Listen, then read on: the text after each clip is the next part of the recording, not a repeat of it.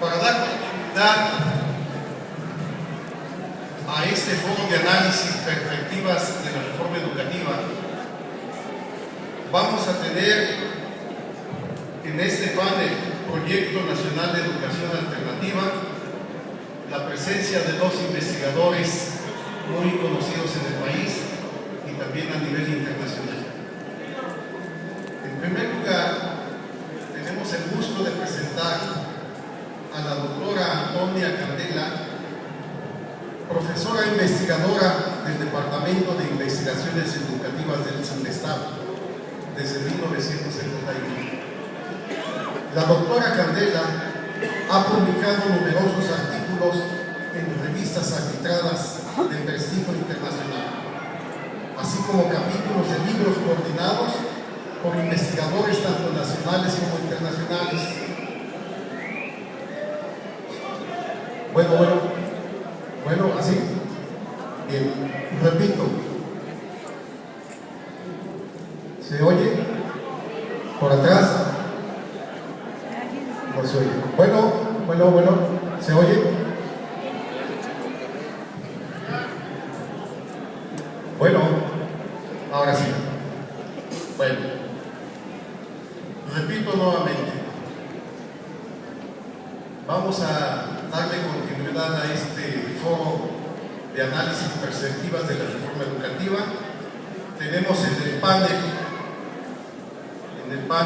Proyecto Nacional de Educación Alternativa, que habremos de integrar en la propuesta de la coordinadora, porque estamos también en esa lógica de construcción de un Proyecto Nacional de Educación Alternativa. Tengo el gusto de presentarles en primer lugar a la doctora Antonia Candela, profesora investigadora del Departamento de Investigaciones Educativas del CINVESTAB a partir de 1971. La doctora ha publicado numerosos artículos de investigación en revistas arbitradas de prestigio internacional, así como también ha elaborado capítulos de libros coordinados por investigadores tanto nacionales como internacionales. Sus dos últimos libros son Ciencia en el aula, los alumnos de primaria entre la argumentación y el consenso, y el otro libro, La necesidad de entender, explicar y argumentar, los alumnos de primaria y la actividad experimental. Ha sido autora de 32 textos oficiales de ciencias naturales de la SEP como parte de diversos programas de educación básica. Además, entre los más importantes están los libros de texto de ciencias naturales de la reforma educativa de los años 70 y que estuvieron vigentes a nivel nacional durante 25 años. También es autora de los programas de ciencias de primaria 9-14 para alumnos extraedad, entre otros. Ha sido miembro de distintas organizaciones internacionales dedicadas a la investigación educativa. Bienvenida, doctora Candela.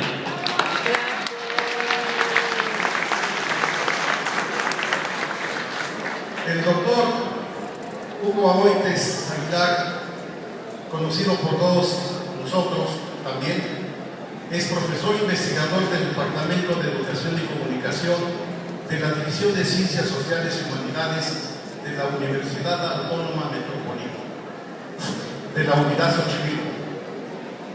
Entre sus libros más recientes podemos ubicar, su libro más reciente es La medida de una nación, los primeros años de la evaluación en México, historia del poder y resistencia alternativa, 1980-2012. También el doctor es miembro del Consejo Latinoamericano de Ciencias Sociales y ha publicado también numerosos artículos de investigación en revistas internacionales. Bienvenido, doctor Hugo Aboites.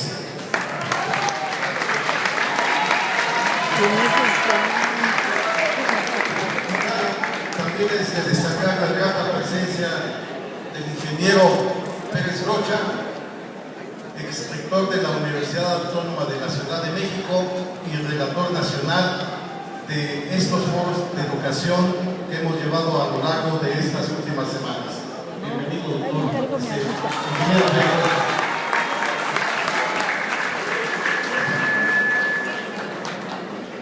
Tengo el gusto de cederle la palabra a la doctora Antonia Candela.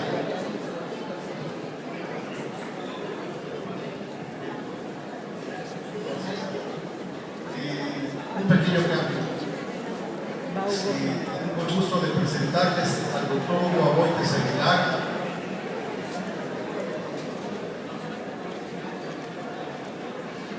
Adelante, doctor. Déjame que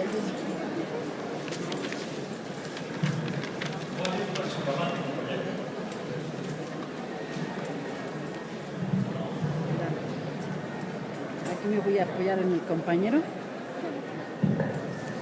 Sí, es cierto. Buenas tardes, compañeros y compañeras. Agradezco mucho la invitación a participar con ustedes en este histórico evento. Por primera vez, la Coordinadora Nacional de Trabajadores de la Educación, los maestros en resistencia, los maestros democráticos han demostrado su capacidad a nivel nacional de plantear una discusión que acompañe al proceso de modificación de lo que es nuestra educación. Un papel importantísimo, protagónico, que ciertamente es el primer paso en una nueva dirección en la que está encaminada el movimiento de trabajadores de la educación. Quisiera en esta breve participación exponer algunos planteamientos que me parece pueden ayudar a la discusión y la presentación de los resultados de estas jornadas de discusión que tuvimos a lo largo y ancho de la República. Quisiera señalar, porque hablaría en dos partes. En la primera parte señalar que en la historia, sobre todo del siglo XX, es muy claro que las grandes transformaciones de la educación nunca provinieron de las evaluaciones, nunca provinieron de los grupos empresariales, de las aristocracias, de los gobiernos. Las grandes transformaciones de la educación que vimos en el siglo XX en México y en América Latina, está bien usted, todas tuvieron tranquilo, como antecedentes profundos movimientos sociales. Estos movimientos sociales fueron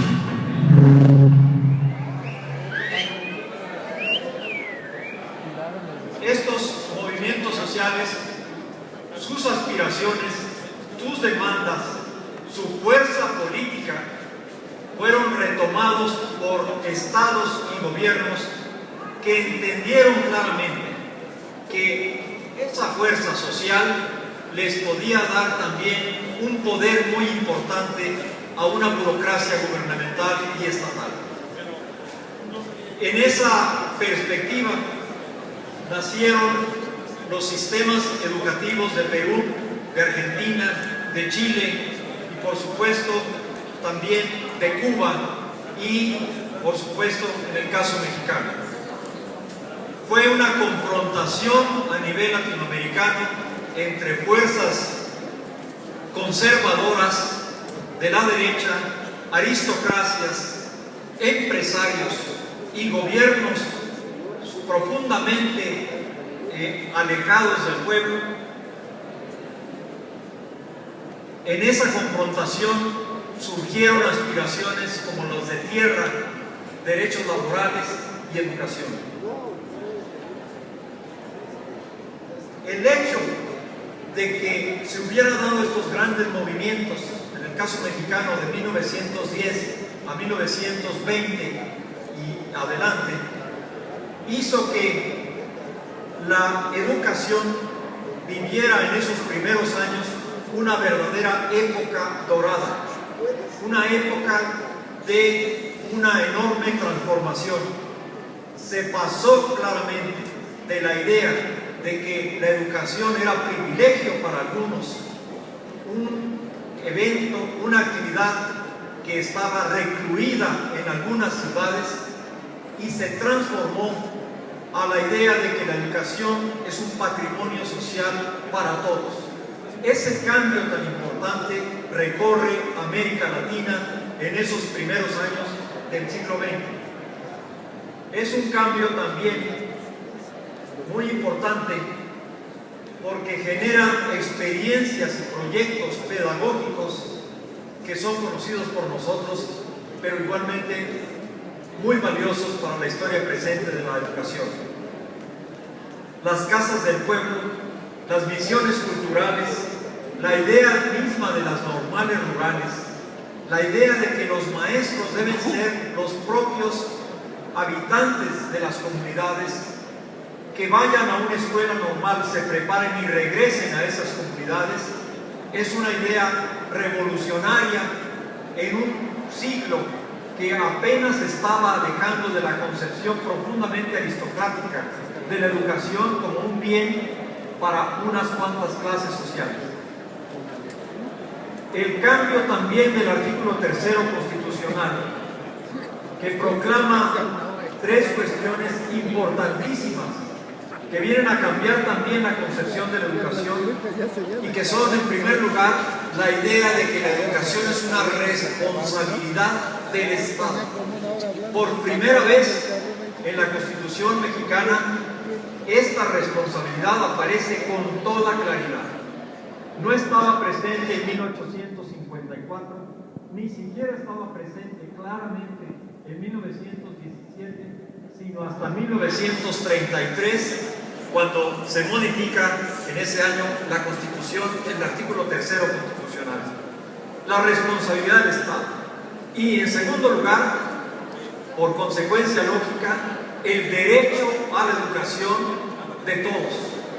Y en tercer lugar, la idea de la educación socialista, que en su expresión más elemental lo que significa es que es social, es decir, que es un bien, un patrimonio para toda la población.